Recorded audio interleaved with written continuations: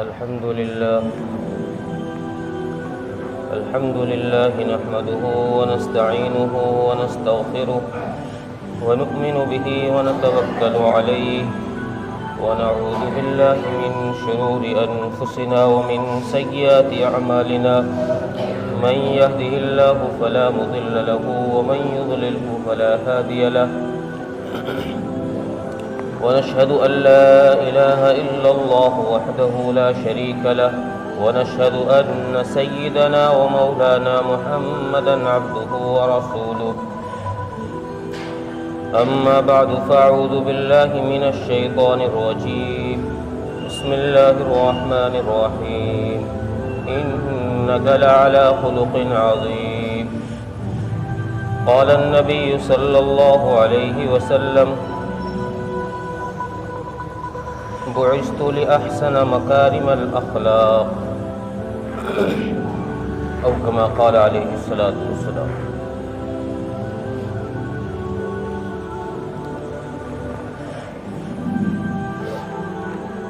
غیور نوجوان دوستوں اور بھائیوں، اللہ تبارک و تعالی نے ہمیں کائنات کا ایسا نبی دیا ہے جو سارے نبیوں کا سردار ہے، اور اللہ تبارک و تعالی نے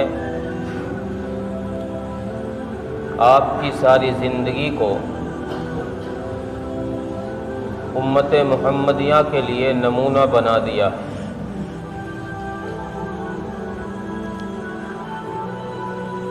اللہ تبارک و تعالیٰ کا ضابطہ یہ ہے، جس بندے کو جتنے اونچے مقام پر اللہ لے جانا چاہتے ہیں اس کو مصائب، تکلیف اور پریشانیوں کی اتنی ہی گہری بھٹی کے اندر اللہ تبارک و تعالیٰ جھونکتے ہیں۔ لوہار جب لوہے سے کوئی چیز بناتا ہے تو اس لوہے کو پہلے آگ کی بھٹی کے اندر گرم کرنا پڑتا ہے، تپانا پڑتا ہے، پھر جا کر اس سے کوئی چیز تیار ہوتی ہے۔ تو اللہ تبارک و تعالیٰ بھی جس بھی بندے کو جتنے اونچے مقام پر لے کر جاتے ہیں اس بندے کے ساتھ اتنی ہی تکالیف اور پریشانیاں لگا دیتے ہیں۔ رسول اکرم صلی اللہ علیہ وسلم چونکہ سید البشر ہیں، سید الانبیاء ہیں، خاتم الرسول ہیں، اور آپ کا جو مقام اللہ تبارک و تعالیٰ نے کائنات میں رکھا ہے وہ کسی بشر کا نہیں ہے، کسی نبی کا نہیں ہے۔ اس لیے اللہ تبارک و تعالیٰ نے آپ کی ساری زندگی کو بچپنے سے لے کر ہی آپ کی ساری زندگی ایسی ہی تکالیف اور پریشانیوں میں گزروائی کہ آپ کو ان کی وجہ سے بلند مقام عطا کیا جا سکے۔ احادیث میں آتا ہے کہ یہ ضروری نہیں ہوتا کہ کسی انسان پر کوئی تکلیف آئے تو اس کے گناہوں کی وجہ سے ہی آ رہی ہے، کوئی پریشانی آئے، کوئی مصیبت آئے، کوئی غم آئے تو یہ ضروری نہیں ہے کہ اللہ تبارک و تعالیٰ اس بندے پر وہ تکلیف، وہ پریشانی، وہ مصیبت کسی گناہ کی وجہ سے ہی ڈال رہے ہیں۔ بعض دفعہ کسی انسان کو بلند مقام پر لے جانے کے لیے بھی اللہ تبارک و تعالیٰ اس پر پریشانیاں ڈال دیتے ہیں، مصیبتیں ڈال دیتے ہیں۔ تو آقائے نامدار تاجدار عربی حضرت محمد مصطفیٰ صلی اللہ علیہ وسلم کو بھی اللہ تبارک و تعالیٰ نے چونکہ ایک بلند مقام پر فائز کرنا ہے، اس لیے آپ کو بچپنے کی زندگی سے ہی تکالیف کے اندر ڈال دیا۔ آپ دنیا میں تشریف بھی نہیں لائے کہ باپ کا سایہ سر سے اٹھ گیا، ابھی آپ بچپنے میں تھے کہ ماں کی شفقت بھی اللہ تبارک و تعالیٰ نے اٹھا لی، اور جب آپ کچھ سن شعور کو پہنچے، جب آپ پہنچے، کچھ سمجھداری کی زندگی شروع ہوئی، آپ 8 سال کی عمر میں پہنچے تو آپ کے دادا بھی دنیا سے چل بسے۔ اس کے بعد کی تربیت رسول اکرم صلی اللہ علیہ وسلم کی کچھ دنوں تک آپ کے چچا حضرت ابو طالب نے کی، اور ابو طالب نے بھی آپ کی تربیت میں، آپ کی پرورش میں کسی قسم کی کسر نہیں چھوڑی، اپنی اولاد سے بھی زیادہ پیار دیا ہے، ہر جگہ آپ کو ساتھ رکھا ہے۔ ایک روایت میں ہے کہ ایک دفعہ ابو طالب مکے سے ایک قافلہ جا رہا تھا تجارت کے لیے ملک شام۔ حضرت ابو طالب نے بھی اس قافلے میں جانے کا ارادہ کیا، تو سوچا کہ چلو بھتیجے سے ملتا چلوں، ان کو بتا دوں گا کہ میں قافلے میں جا رہا ہوں، تجارت کے لیے ملک شام جا رہا ہوں۔ تو رسول اکرم صلی اللہ علیہ وسلم کے پاس جب چچا پہنچے تو آپ صلی اللہ علیہ وسلم کو غمزدہ پایا۔ آپ کو غمزدہ دیکھ کر چچا نے گوارا نہیں کیا کہ آپ کو وہیں چھوڑ جائیں، خود قافلے میں تجارت کے لیے چلے جائیں، بلکہ رسول اکرم صلی اللہ علیہ وسلم کو ساتھ لے جانے کا فیصلہ فرمایا کہ بھتیجے تم بھی ساتھ چلو۔ چنانچہ یہ قافلہ ملک شام کا ایک شہر ہے بصرہ، یہ اس وقت کی تجارتی منڈی تھی۔ یہ قافلہ ملک شام کے شہر بصرہ کے اندر پہنچا، وہاں ایک راہب تھا جو بستی سے باہر ہی اپنا مکان بنا کے رہا کرتا تھا۔ یہ درویش صفت انسان تھا، اس کو دنیاوی سرگرمیوں سے کوئی مطلب نہیں تھا، کوئی لینا دینا نہیں تھا۔ یہاں قافلے آتے رکتے چلے جاتے، یہ کسی کی طرف کوئی توجہ نہیں کیا کرتا۔ یہ اس درویش کے مکان کے قریب ہی یہ قافلہ ایک درخت کی چھاؤں میں رک گیا۔ بحیرہ اس درویش کا نام بتایا کتابوں میں لکھا ہے۔ تو اس درویش نے، اس بحیرہ نے، اس راہب نے اس قافلے پر نظر پڑی تو کیا دیکھتے ہیں کہ رسول اکرم صلی اللہ علیہ وسلم چونکہ ابھی 12 سال کی عمر کے بچے ہیں، تو بحیرہ کہتے ہیں کہ میں نے دیکھا کہ جب یہ قافلہ اس درخت کی چھاؤں میں بیٹھا، پہلے تو میں اس کے آنے کا نظارہ کر رہا تھا اور میں یہ دیکھ رہا تھا کہ ایک بادل کا ٹکڑا اس بچے کے سر پر سایہ کیے ہوئے چل رہا۔ میں نے اس کو بغور مشاہدہ کیا، بہت دھیان سے دیکھا کہ یہ کیا ماجرا ہے، یہ چھوٹا سا بچہ ہے 12 سال کا اور بادل کا ٹکڑا اس کے اوپر سایہ کیے ہوئے چل رہا ہے۔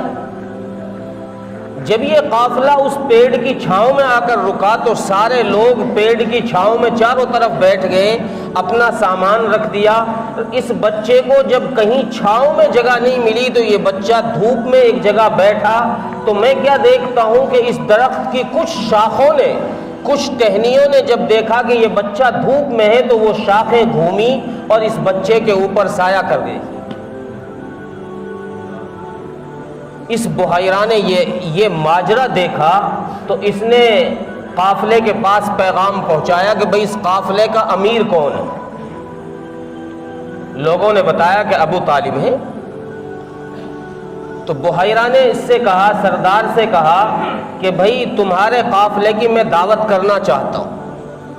یہ عرب لوگ کہنے لگے، حضرت ابو طالب کہنے لگے کہ یار اب سے پہلے بھی ہمارے قافلے یہاں آئے ہیں، کئی دفعہ یہاں قیام کیا ہے، اس نے پہلے تو کبھی کسی کی خاطر مدارات کچھ نہیں کی، کسی کی طرف توجہ اور دھیان ہی نہیں دیا، اس کا ہم سے کوئی لینا دینا ہی نہیں تھا، قافلے آتے یہاں رکتے پھر آگے چلتے بنے، لیکن اس دفعہ یہ دعوت کر رہا ہے۔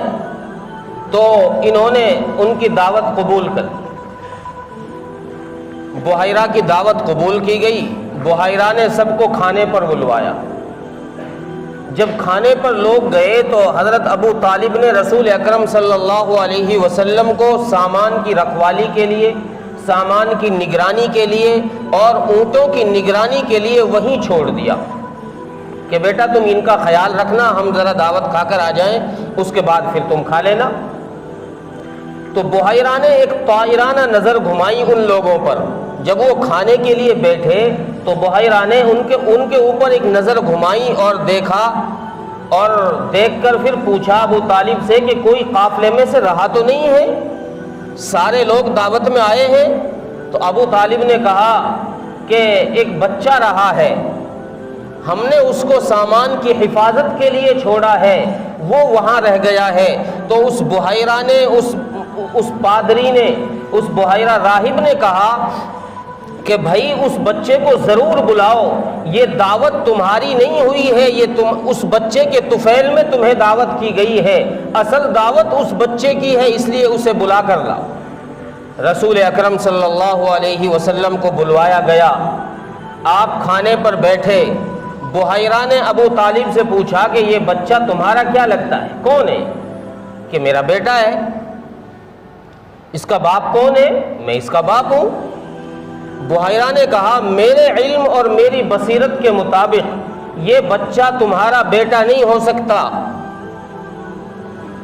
ابو طالب کہنے لگے کہ ہاں بات تو یہی ہے، یہ میرے بھائی کا لڑکا ہے، لیکن میں اپنی اولاد سے زیادہ پیار اس سے کرتا ہوں۔ اس بحیرہ نے رسول اکرم صلی اللہ علیہ وسلم کو لات اور عزیٰ کی قسم دی، اور اس سے رسول اکرم صلی اللہ علیہ وسلم سے کچھ بات پوچھی، تو آپ صلی اللہ علیہ وسلم نے سخت ناراضگی کا اظہار فرمایا، اور آپ نے فرمایا کہ مجھے ان سے سخت نفرت ہے، ان مورتیوں کی مجھے قسم نہ دو، ان خداؤں کی مجھے قسم نہ دو، مجھے ان سے سخت نفرت ہے۔ پھر اس راہب نے رسول اکرم صلی اللہ علیہ وسلم کی آنکھوں میں جو سرخ ڈورا تھا، سرخ لائن تھی، اس کو دیکھا اور ابو طالب سے پوچھا کہ یہ ابھی سفر کی وجہ سے ہوئی ہے آنکھوں میں کہ یا بچپنے سے ہے؟ ابو طالب نے کہا کہ یہ تو ان کی آنکھوں میں بچپنے سے۔ پھر راہب نے آپ کی کمر سے کرتا اٹھایا اور مہر نبوت کو دیکھا، اور مہر نبوت دیکھ کر اس راہب نے ابو طالب سے یہ کہا کہ ابو طالب خیر اس میں ہے کہ تم اپنا قافلہ یہیں سے واپس مکہ لوٹا لو۔ کیوں؟ اس لیے کہ یہ وہ شخص ہے جو آخری نبی ہوگا، اس کائنات میں اس کا مقام جو اللہ نے رکھا ہے وہ کسی نبی کا نہیں ہے، یہ خاتم الانبیاء اللہ تبارک و تعالیٰ نے پیدا فرما دیا ہے۔ اگر یہود کو پتہ چلا تو کہیں ایسا نہ ہو کہ آپ کو نقصان پہنچا دے، اس لیے آپ اپنا قافلہ یہاں سے واپس لے جائیں۔ رسول اکرم صلی اللہ علیہ وسلم کو اللہ تبارک و تعالیٰ نے کیا اخلاق عطا فرمائے۔ قافلہ واپس ہو گیا، آپ کی زندگی گزرتی رہی، اور اللہ تبارک و تعالیٰ نے آپ کو جو اخلاق کریمہ دیے، اخلاق حسنہ دیے، وہ اخلاق اتنے بلند ہیں کہ کوئی نبی اس مقام تک نہیں پہنچ سکتا۔ انک لعلی خلق عظیم، اتنے عظیم اخلاق آپ کو دیے۔ رسول اکرم صلی اللہ علیہ وسلم کے اخلاق کے بارے میں ایک روایت ہے حضرت سعد بن ہشام رضی اللہ عنہ کی، فرماتے ہیں کہ میں نے امی عائشہ رضی اللہ عنہا سے پوچھا کہ آپ صلی اللہ علیہ وسلم کے اخلاق بتائیں، آپ کے اخلاق کیا تھے؟ آپ کے اخلاق کیا تھے؟ میں آپ کے اخلاق پوچھنا چاہتا ہوں۔ حضرت امی عائشہ نے فرمایا کہ سعد بیٹا تم نے قرآن نہیں پڑھا؟ کہ جی اماں پڑھا ہے قرآن۔ تو حضرت امی عائشہ رضی اللہ عنہ نے فرمایا کان خلقہ القرآن، آپ کے اخلاق وہی ہیں جو قرآن رشد و ہدایت دے رہا ہے۔ قرآن کے اندر جو محامد اور محاسن ہیں وہ سارے رسول اکرم صلی اللہ علیہ وسلم کی زندگی میں، آپ کی زندگی میں اتم درجے پر موجود ہے، اکمل درجے میں آپ کے اندر موجود ہے۔ اور خلق جو ہے، اخلاق جو ہے، یہ اخلاق ایک بہت بڑی شے ہے۔ کہنے کو یہ ایک لفظ ہے، کہنے کو تو اخلاق ایک لفظ ہے، اگر آپ اس میں غور کریں گے تو اخلاق اس چیز کا نام ہے کہ جس میں پورا دین سمیٹا ہوا۔ اخلاق کے اندر پورا دین ہے، لیکن یہ اخلاق انسان کی زندگی میں آئیں گے کہاں سے؟ آئیں گے کیسے؟ اس اخلاق کو پیدا کرنے کے لیے اخلاق کی صفت اپنے اندر میں لانے کے لیے دو چیزیں ضروری ہیں، ایک حلم، ایک سخاوت۔ ایک حلم، ایک سخاوت۔ جس انسان کے اندر یہ دو صفت ہوں گی وہ انسان با اخلاق ہوگا، وہ انسان با کمال ہوگا، اور اس انسان کی زندگی کے اندر رسول اکرم صلی اللہ علیہ وسلم والے اخلاق ہوں۔ حلم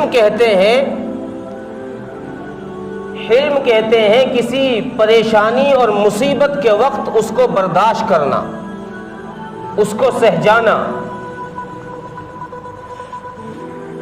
یہ اگر انسان کے اندر آ جائے، یہ صفت اگر انسان کے اندر آ جائے تو پھر انسان اونچے درجے پر پہنچ جاتا ہے، کمال درجے پر پہنچ جاتا ہے۔ اللہ تبارک و تعالیٰ نے دعوت و تبلیغ کی مشق کے لیے آپ صلی اللہ علیہ وسلم کے اندر ان صفات کو اکمل درجے میں پیدا کر دیا تھا۔ اس لیے حضرت امی عائشہ رضی اللہ عنہا کی روایت ہے کہ رسول اکرم صلی اللہ علیہ وسلم کو کبھی بھی آپ اپنی ذات کے لیے آپ کو کسی پر غصہ نہیں آیا، اور نہ ہی کبھی آپ نے اپنی زندگی میں اپنی ذات کے لیے کسی سے بدلہ لیا۔ ایک روایت میں ہے کہ ایک مرتبہ رسول اکرم صلی اللہ علیہ وسلم مسجد حرام کی طرف تشریف لے گئے۔ آپ کے چچا ابو جہل مجلس لگائے بیٹھے تھے، لوگ ان کے ارد گرد تھے، باتیں چل رہی تھی۔ آپ صلی اللہ علیہ وسلم نے جا کر ابو جہل کو سمجھایا، اسلام کی دعوت دی، تو ابو جہل تشدد پر اتر آیا اور اتنا تشدد کیا کہ آپ کے سر مبارک کو زخمی کر دیا، آپ کے سر سے خون بہنے لگا۔ یہ ماجرا حضرت حمزہ رضی اللہ تعالی عنہ کی باندی نے دیکھ لیا۔ رسول اکرم صلی اللہ علیہ وسلم کے ساتھ یہ زیادتی کرتے ہوئے ابو جہل کو حضرت حمزہ کی باندی نے دیکھ لیا۔ انہوں نے جا کر رسول اکرم صلی اللہ علیہ وسلم کی چچی حضرت حمزہ کی گھر والی کو بتا دیا کہ آج تو تمہارے بھتیجے کے ساتھ، یتیم بھتیجے کے ساتھ ابو جہل نے یہ حرکتیں کی ہیں اور ان کو زخمی کر دیا ہے۔ رسول اکرم صلی اللہ علیہ وسلم کی چچی کا کلیجہ پھٹنے کو آیا، اور جب حضرت حمزہ رضی اللہ تعالیٰ عنہ تشریف لائے گھر میں کہیں باہر سے، تو آ کر حضرت حمزہ کو بتایا کہ آج تو ہمارے بھتیجے کے ساتھ یہ حرکت کی گئی ہے۔ حضرت حمزہ رضی اللہ تعالیٰ عنہ نے رسول اکرم صلی اللہ علیہ وسلم سے ملاقات نہیں کی، سیدھے حرم میں پہنچے ہیں اور ایک کمان اپنے ساتھ گھر سے لے کر گئے تھے، اور حدود حرم میں جہاں ابو جہل بیٹھا تھا آپ وہاں پہنچے، اور ابو جہل کے جا کر سر میں وہ کمان اتنی زور سے ماری کہ ابو جہل کا سر پھاڑ دیا، اور فرمایا کہ تم نے میرے یتیم بھتیجے کو لاوارث سمجھا ہے؟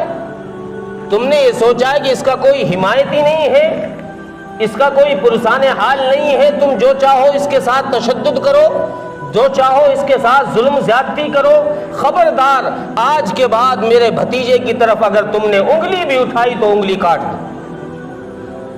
اور ابو جہل کو زخمی کر کے حضرت حمزہ رضی اللہ عنہ تشریف لائے رسول اکرم صلی اللہ علیہ وسلم کے پاس۔ آپ جب تشریف لائے تو رسول اکرم صلی اللہ علیہ وسلم کی آنکھوں میں آنسو بھرے ہوئے تھے، آپ غمزدہ بیٹھے ہوئے تھے۔ چچا کو دیکھا، تھوڑا سا پیار بھڑکا، آپ کی آنکھوں سے آنسو بہنے لگے، اور فرمایا چچا میں جب بچپنے میں تھا، ابھی میں ماں کے پیٹ میں تھا کہ اللہ نے باپ کے سائے سے محروم کر دیا۔ جب میں بچپنے میں تھا ماں کی شفقت بھی اٹھا لی اللہ نے، جب میں سن شعور کو پہنچا تو دادا کا سایہ بھی اٹھ گیا ہے۔ آج جب مجھے کچھ سمجھ ہوئی ہے، جب میں کچھ بڑا ہوا ہوں، تو جو قوم پہلے محبت کیا کرتی تھی آج وہ قوم میرے خون کی پیاسی ہے۔ رسول اکرم صلی اللہ علیہ وسلم کے یہ جواب یہ سن کر حضرت حمزہ نے فرمایا بھتیجے آپ غمزدہ نہ ہو، میں نے تیرا بدلہ اس سے جا کر لے لیا ہے، میں اس کے سر کو پھاڑ کر آیا ہوں۔ رسول اکرم صلی اللہ علیہ وسلم نے فرمایا چچا یہ جو آپ نے کام کیا ہے میں اس سے خوش نہیں ہوں گا۔ حضرت حمزہ فرمانے لگے کہ پھر بھتیجے آپ خوش کس چیز سے ہوتے ہیں؟ آپ صلی اللہ علیہ وسلم نے ارشاد فرمایا کہ چچا میں دنیا میں اس لیے نہیں آیا ہوں کہ میری وجہ سے لوگوں پر ظلم کیا جائے، میری ذات کی وجہ سے لوگوں کے ساتھ زیادتی کی جائے، میرا بدلہ لوگوں سے لیا جائے، میں اس سے خوش نہیں ہوں گا۔ میں تو دنیا میں اس لیے آیا ہوں کہ میں لوگوں کو جہنم کے گڑھے سے نکال کر جنت میں داخل کر دوں۔ اگر چچا مجھے خوش کرنا چاہتے ہو تو پھر میں اس میں خوش ہوں کہ میرا چچا جہنم والا راستہ چھوڑ کر جنت والے راستے پر۔ رسول اکرم صلی اللہ علیہ وسلم کی اس تقریر کو سن کر حضرت حمزہ نے آپ کے اندر، آپ کی اس تقریر میں جو درد دیکھا، جو اخلاص دیکھا، اس درد اور اخلاص کو دیکھ کر حضرت حمزہ رضی اللہ تعالی عنہ نے کلمہ پڑھا اور مسلمان ہو گئے۔ یہ اخلاق ہے نبی کے، یہ اخلاق ہم اپنے اندر ڈھونڈ کے دیکھیں ہمارے اندر ہے کہاں۔ نبی کے یہ اخلاق ہے کہ اپنے جان کے دشمن کو معاف کر دیا ہے، اور آپ نے بھلائی اس میں سمجھی ہے کہ یہ دشمن جان کا یہ مارا نہ جائے بلکہ یہ جنت میں چلا جائے، یہ جہنم والے راستے سے نکل کر جنت والے راستے پر پہنچ جائے۔ یہ وہ جانی دشمن ہے چچا ابو جہل، جس نے آپ کے لیے کسی قسم کی کسر نہیں چھوڑی تھی تکلیف پہنچانے۔ ہر وقت یہ چاہتا تھا کہ کسی طرح محمد کا کام کر دیا جائے، اس کو ختم کر دیا جائے۔ ایک مرتبہ روایات میں ہے کہ ابو جہل نے پلاننگ کی اور ایک گہرا کنواں کھودا اور خود بیماری کا بہانہ بنا کر اپنے گھر میں لیٹ گیا، اور اس گڈھے پر کھجوروں کے پتے ڈال کر اوپر سے مٹی ڈال دی اور اس کو برابر کر دیا۔ خیال یہ تھا کہ محمد جب میری بیماری کا سنیں گے تو میری عیادت کے لیے آئیں گے، اور جب آئیں گے تو راستے میں یہ گڈھا ہے، اس گڈھے کے اندر گر جائیں گے اور کام تمام ہو جائے۔ اللہ اکبر! ابو جہل بیماری کا بہانہ بنا کر اپنے گھر میں ہے۔ رسول اکرم صلی اللہ علیہ وسلم کو پتہ چلا، آپ عیادت کے لیے تشریف لائے۔ جو ہی آپ اس گڑھے کے قریب پہنچے، حضرت جبرائیل علیہ السلام نے آ کر آپ کو آگاہ کر دیا کہ نبی جی آگے ایک گڑھا ہے جو آپ کے لیے خطرہ بن سکتا ہے۔ جب آپ صلی اللہ علیہ وسلم نے حضرت جبرائیل کی زبانی یہ خبر سنی تو آپ وہاں سے واپس لوٹے۔ ابو جہل یہ منظر دیکھ رہا تھا اپنے گھر سے۔ ابو جہل نے سوچا کہ آج شکار ہاتھ سے نکل گیا۔ ابو جہل اپنا سب کچھ بھول گیا، اس کو یہ بھی خیال نہیں رہا کہ میں نے گڑھا کھود رکھا ہے۔ وہ محمد صلی اللہ علیہ وسلم کو بلانے کے لیے گھر سے اس نے دوڑ لگائی، اور دوڑ لگاتے ہوئے خود اس گڑھے میں جا کر گر گئے جو اپنے لیے گڑھا کھودا۔ اب اس کے حواریوں نے، اس کے چیلے چنٹاریوں نے اسے نکالنے کے لیے جتن لگائے۔ روایات میں ہے کہ یہ جو بھی رسی ڈالتے وہ رسی یا تو ٹوٹ جاتی یا وہ رسی چھوٹی پڑ جاتی۔ ابو جہل نکلا نہیں ان سے۔ ابو جہل کے دماغ میں پھر خیال آیا کہ مجھے اس کنویں سے سوائے محمد الرسول اللہ کے کوئی نہیں نکال سکتا، لہذا محمد الرسول اللہ کو بلایا جائے صلی اللہ علیہ وسلم۔ لوگوں کو بھیجا آپ کو بلانے کے لیے، آپ تشریف لائے اور آ کر گفتگو ہوئی چچا بھتیجے میں۔ آپ صلی اللہ علیہ وسلم نے ارشاد فرمایا کہ چچا اگر میں آپ کو اس کنویں سے، اس گڑھے سے نکال دوں تو آپ میرا کلمہ پڑھیں گے؟ چچا نے کہا، ابو جہل نے کہا مرتا کیا نہ کرتا، ویسے تو جانی دشمن تھا، اس کو نکلنا تھا اس گڑھے سے، اس لیے کہنے لگا کہ بھتیجے آپ مجھے اس گڑھے سے نکال دے، میں آپ کا کہنا مان لوں گا، آپ کا کلمہ پڑھ لوں گا۔ رسول اکرم صلی اللہ علیہ وسلم نے بسم اللہ پڑھ کر اپنا ہاتھ نیچے کو کیا اور ابو جہل کے ہاتھوں کو ٹچ کر گئے۔ ابو جہل نے آپ کے ہاتھ کو پکڑا اور رسول اللہ صلی اللہ علیہ وسلم نے ابو جہل کو باہر نکال دیا۔ جب ابو جہل باہر نکلا تو رسول اکرم صلی اللہ علیہ وسلم نے دعوت دی کہ چچا اب تو کلمہ پڑھ لو، اب تو اس گمراہی کے راستے سے باہر آ جاؤ۔ ابو جہل کہنے لگا، بھتیجے اب سے پہلے تو مجھے شک تھا تیری جادوگری میں، لیکن آج مجھے یقین ہو گیا کہ تو پکا جادوگر ہے۔ رسول اکرم صلی اللہ علیہ وسلم کی بات کو نہ مان کر آج ابو جہل ان ملعونوں میں شامل ہے جن پر لعنت خود قرآن کر رہا ہے۔ اس لیے عزیز و بزرگوں دوستو، رسول اللہ صلی اللہ علیہ وسلم کی اطاعت میں آ جاؤ اگر کامیاب ہونا چاہتے ہو، اگر اللہ اور قرآن کی لعنت سے بچنا چاہتے ہو، اور اگر اللہ اور اس قرآن کی لعنت میں آنا چاہتے ہو، فرشتوں کی لعنت میں آنا چاہتے ہو، تو پھر رسول اللہ سے مخالفت اختیار کر لو، یہ تمہارا اختیار۔ اللہ تبارک و تعالی عمل کی توفیق عطا فرمائے۔ وآخر دعوانا ان الحمد للہ۔